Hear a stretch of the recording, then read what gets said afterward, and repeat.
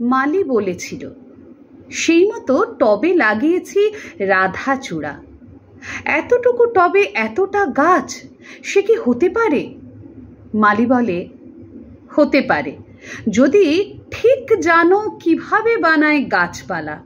খুব যদি বাড় বেড়ে ওঠে, দাও ছেঁটে দাও সব মাথা, কিছুতে করো না সীমা ছাড়া।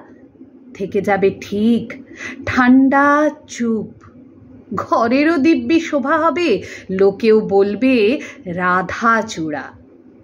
সবই বলেছিল ঠিক।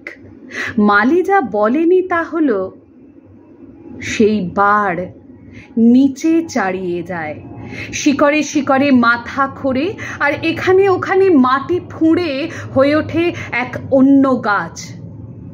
এমনকি সেই মরশুমি টব ইতস্ততে চোরা টানে ফেটে যেতে পারে হঠাৎ যে।